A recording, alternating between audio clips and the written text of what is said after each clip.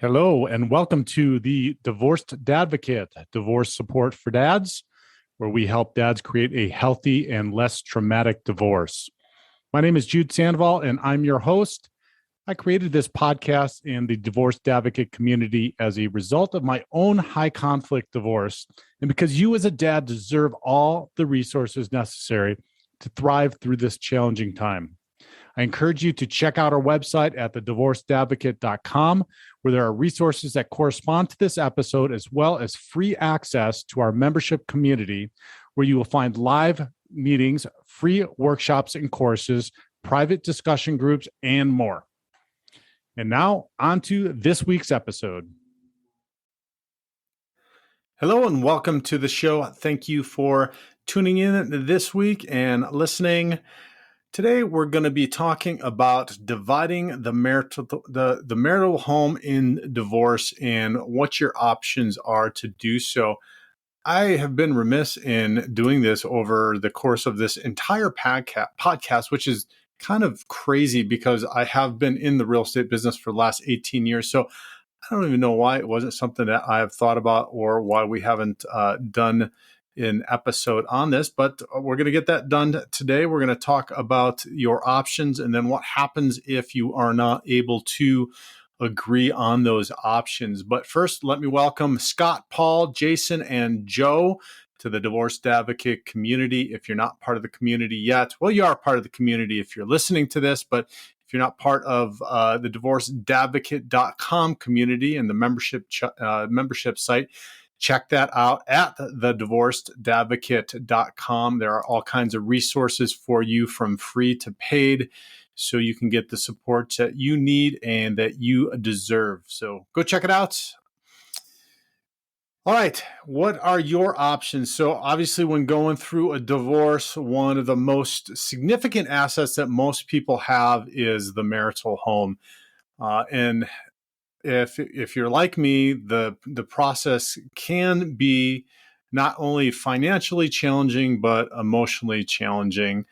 For me, I had completely remodeled our home and had got it to exactly what I wanted and how I wanted it, et cetera. So I understand and recognize that this is not just a financial transaction, which sometimes when you're talking with attorneys or real estate agents or mortgage brokers or your financial planner, that is how they are looking at it. There are emotions that go into this process, but helping you understand your options here can help you make informed decisions, not only financially, but help you through the emotional process of this. So here are the main ways that you can handle dividing the family home.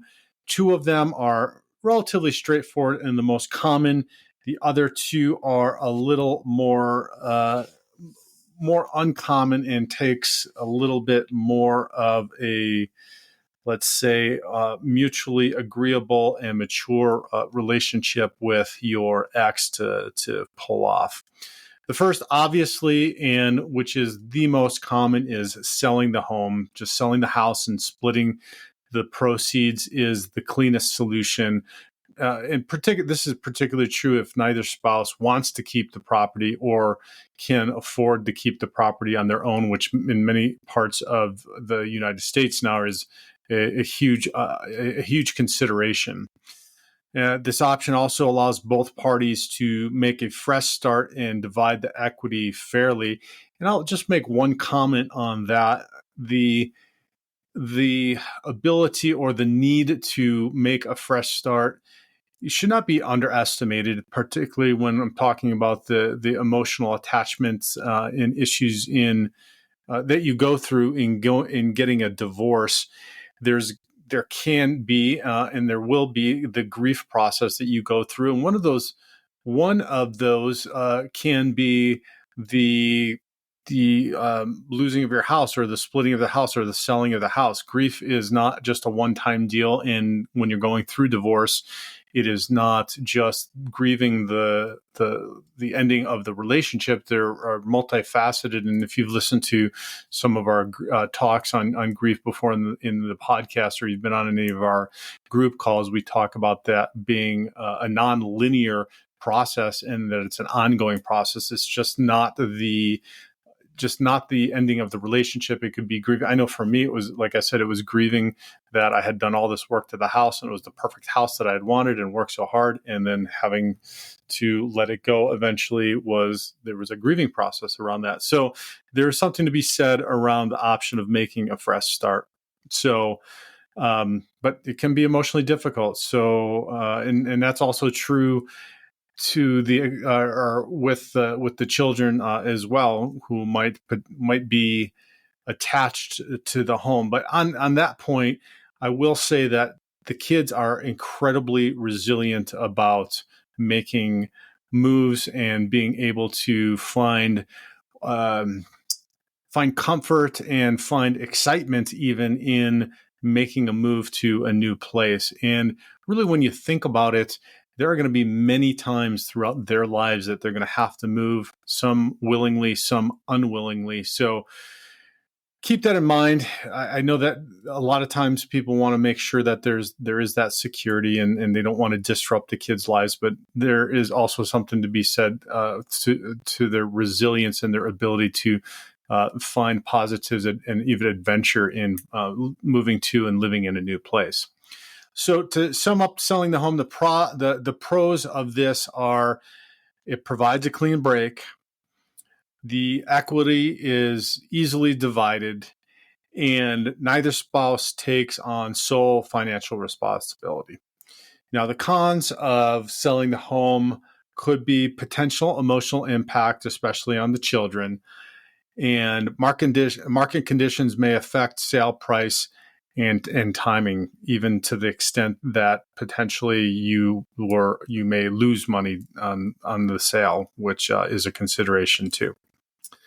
Okay, the second option is a buyout. And in this scenario, one spouse buys out the other's share of the home equity.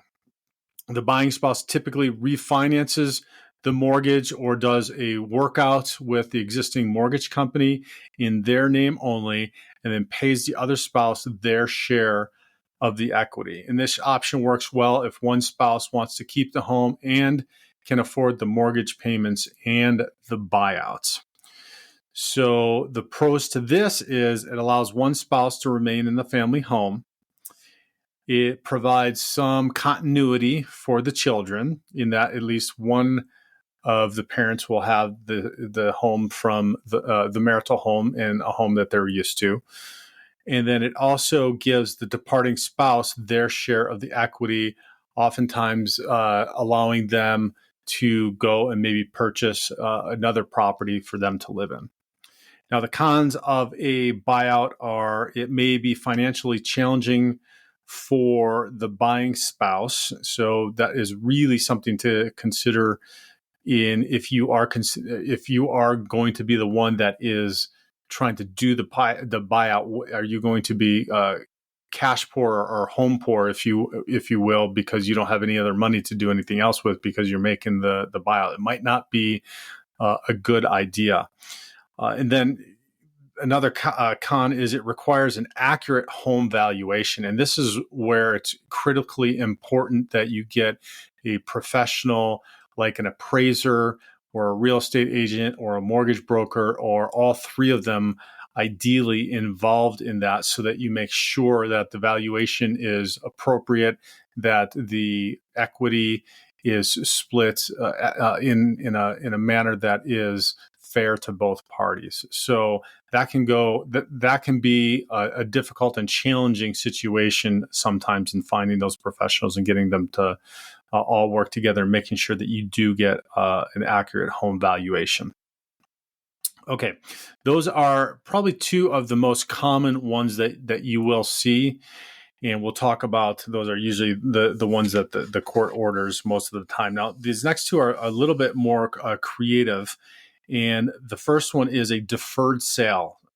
You can so a couple would agree to postpone selling the home for a set period, often until children reach a certain age or milestone. And this agreement is sometimes called a nesting agreement, and it allows the children to remain in the family home while parents take turns living there. So basically what happens is during each of the parents' parenting time, they live in the home and the other person leaves and stays somewhere else during that parent's parenting time, or the other parent's parenting time. And then when the other parent's parenting time comes up, they come back to the house, that parent leaves, and it's called nesting because the kids are still in the nest, but the parents come and go. So the pros to this are that it minimizes disruption for the children. They're always staying in the same home, so there's never a transition period. There's never a transition to where they're going to one or the other parent's home. It allows time for market conditions to improve. So if that's the challenge is that you're upside down and you're not going to be able to sell and you're going to have a liability or a debt when you're selling, then that could potentially be an option. That's a pro to be able to catch up on that over a period of time with appreciation of the property. The other pro is it provides a transition period for both spouses. So this can be a short-term or a long-term solution.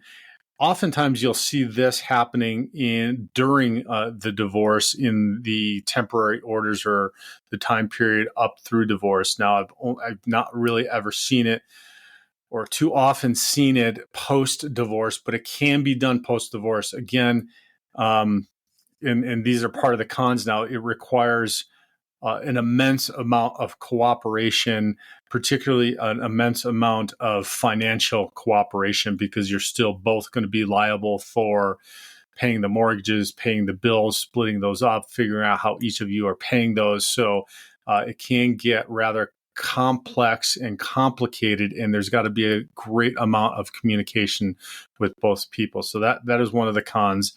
The other con is it may delay emotional closure that I talked about as one of the pros of selling the home, which is providing a clean break. Living in the marital home can bring up emotions and feelings and thoughts and all kinds of different things. So that may be a con. And the last one is that it can be complicated to manage. I kind of referenced that in the financial cooperation, but complex to manage in many different ways. It can be complex to manage not only financially, but emotionally as well, because you're still in a space that is energetically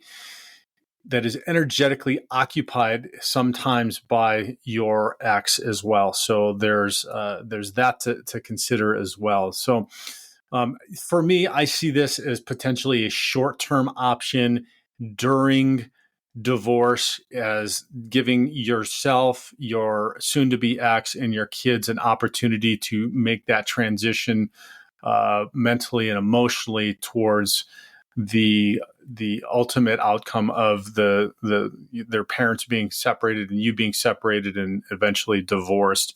It can also work, I think, short-term post-divorce if you need like that time for market conditions to improve. But long-term probably is not a fantastic idea or opportunity, particularly if you want to go on and start a family again and have blended families, et cetera. So that is the deferred sale. The last one is co-ownership. And in co-ownership, ex-spouses will choose to continue co-owning the home after divorce.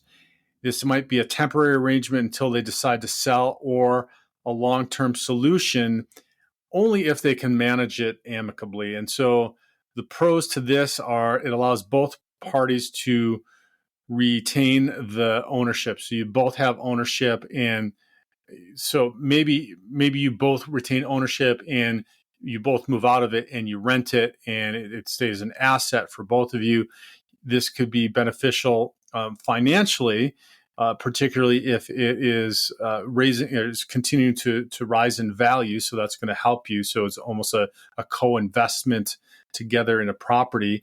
It also could potentially, as long as you're financially handling things well, continue to build and maintain and build each of your credit, because you're still have a mortgage on it together, and you're making those on time. So it would help your credit as a trade line on your credit. The other thing, if one or the other of the parents decides to stay in it, then it can provide some stability for the children. Now, the cons of this are like the deferred sale, is it requires ongoing cooperation and communication. So this is a joint investment, if you will. If neither of you is living in it, it's still a joint investment if one or the both of you is living in it, but more so for one person or the other person, because the person not living in it is going to be more of an investment than the person that's living in it, because it will be a home. The other con is it may complicate future relationships if you're tied up financially with your ex in some sort of investment like this. And it can lead to disputes over maintenance and financial responsibilities. So if you do embark on this, make sure that you have as airtight as possible, because nothing in family law court is airtight, but as airtight as possible, a financial agreement on how everything is going to be handled and what happens if you get sideways on this. So you might want to think of it as an investment and in a partnership, and in that vein, you're going to think of it as a business, and you as a business owner, you want to make sure that you have every possible thing that you can think about covered in your agreement. So that and that for the most part goes for the deferred sale as well. These are complex. They're creative or an alternative way in which to do things. And they are like that, and they're not very common because of their complexity. So make sure if you do choose to do deferred sale or co-ownership that you have things in really specific writing on who handles things, what the financial responsibilities are, and what happens if you can't come to an agreement on something. Is that mediation? Is that arbitration? What does that look like? Because the last thing you want is to be back into family law court, because that is, as you know, if you're going through it, a nightmare and difficult. So those are your 4 options. A couple other considerations in dividing the marital home is, one is financial feasibility. Can either spouse afford to keep the home on your own? That's one of the first questions you're going to ask. And find a mortgage broker and a real estate agent.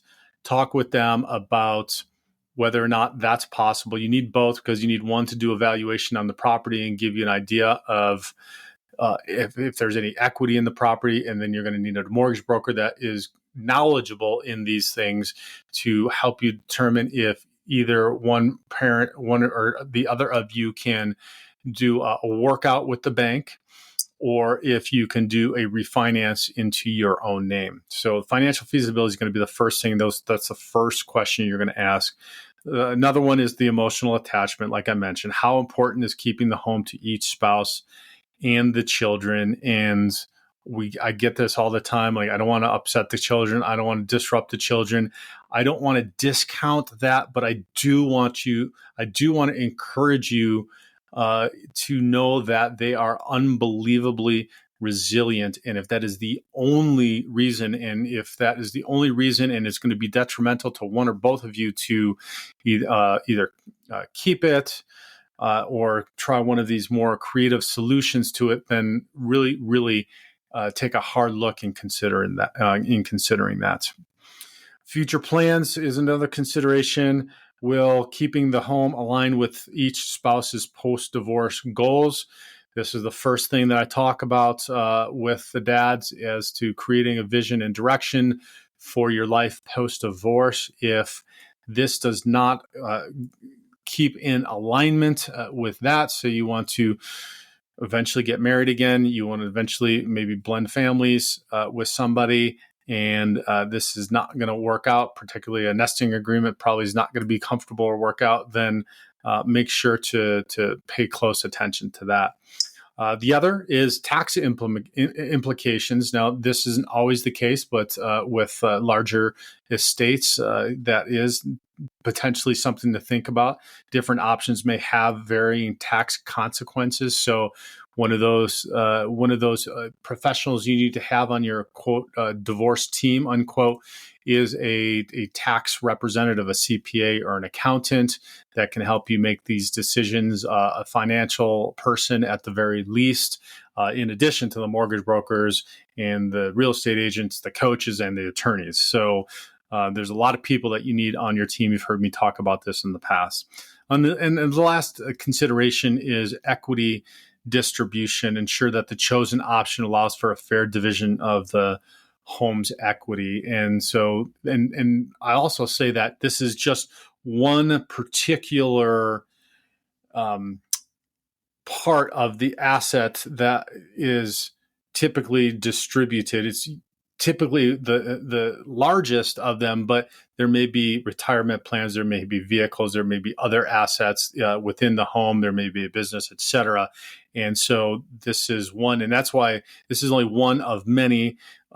While it's the largest, that it is only one, and that's why it's incredibly important to make sure that you're able to get the valuation done appropriately from the start. And really, the only way I'd say talk to a real estate agent about this, but the one person that can give you the most accurate valuation is an appraiser. So it costs money to do that, where the other options are likely free.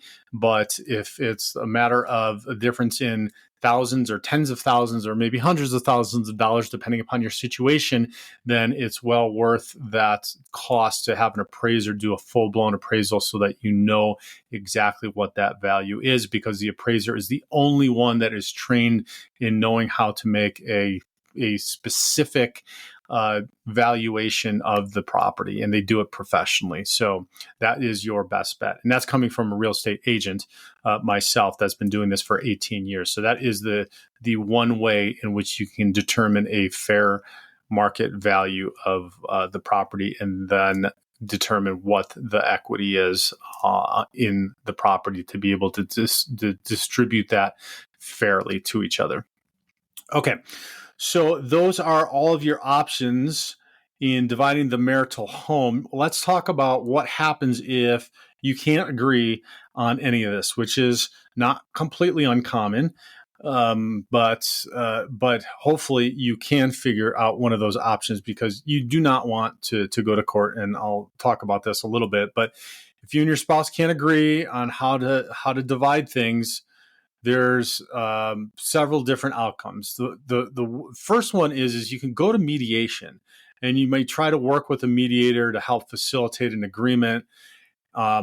This does a couple things. A neutral third party can assist in the negotiations and help you find a mutually acceptable solution. This can oftentimes, what I find is there's one or another spouse who just does not understand what will potentially happen and has a distorted view of how things will potentially work. Now, why they have a distorted view could be for many reasons, and going through this divorce process will oftentimes wake one or both of them up to really what is going to happen. And what is going to happen is the next consequence or potential outcome that's going to happen if you don't agree together through mediation or just amicably, is that the court is going to decide for you. The court's going to make a decision. If you haven't figured it out, if you've gone through mediation, the judge, you're going to go in front of the judge, you're going to state your case. He's going to look at many different mitigating circumstances, like the length of the marriage, each of the spouse's contribution to the marital estate, the financial needs of each of the parties, your earning capacity, reasons for the divorce, and any other relevant factors. And then the judge is either going to award the home to one or the other spouse, or the one that is the most common, because they don't want to seem biased and award the house to one or the other, is they're going to order the sale of the home, which is usually the default if you cannot come to the agreement. And so if the judge orders a sale, then proceeds are divided between you and your spouse, and In the case if this home sells for less than what is owed, then the debt is going to be divided between both parties, however the judge sees fit. And so there is one other caveat to all this that I do want to discuss, and that is called a status-only divorce. And this isn't too common, but you do see it sometimes, and I think it's more common in some states across the United States here. And in some cases, you may be able to get a status-only divorce. They call it other things in some states, but what it means is you're legally going to end the marriage, but leave property division unresolved. So you're going to end the marriage, but basically you're doing it in two parts. You're ending the relationship and the marriage, and then you're waiting to split the assets. Now, this option is, as far as I'm concerned, can have some unforeseen consequences and should be really carefully considered with the help of an experienced divorced lawyer, because everything is intertwined between the parenting time, between the house, between the finances. And if you just end the relationship and you don't make all the other considerations to all of this, then you're just kind of kicking the can down the road and putting off one part of the divorce, and it doesn't make it as less traumatic and easier for you, your ex or soon-to-be ex, and your kids to go through. So if you have an attorney that brings that up, talks about that, I've had clients whose attorneys have said that, and I've just highly recommended not doing that to get through it. Sometimes people just want to be done with the relationship, and they think that that's going to make things better if the relationship ends, and they'll figure stuff out. But that never happens, because you're still tied to that person through assets and financially. And so again, it's very uncommon, but if you have an attorney that brings that up, just be very careful in considering that. So it's also important to note that if one spouse moves out of the marital home before the divorce is finalized, they still retain a property interest in the home. Now, guys, I will highly recommend that you don't just move out before you have something formally in writing as to an agreement about what's going to happen, whether it's a nesting agreement, whether you're going to move out, and who handles the bills, and what that parenting time looks like. Because if you do, you relinquish the I don't want to say control, but the ability to be back on the property, making sure things are maintained, access to maybe files and information, and if you still have your personal belongings there, access to the kids as well, potentially as well. So, the court is going to aim to make a fair and equitable division of assets, including the marital home, based on the specific circumstances of your case. And then also remember, the decision about what to do with the marital home, and I just alluded to this a little bit, should be a part of your overall divorce settlement.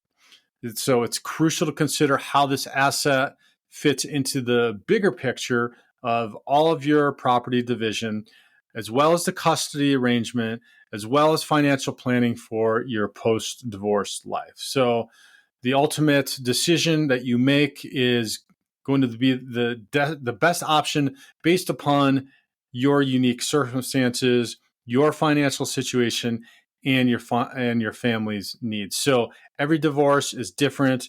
Every divorce is unique. So when you get that question of, well, what did you do?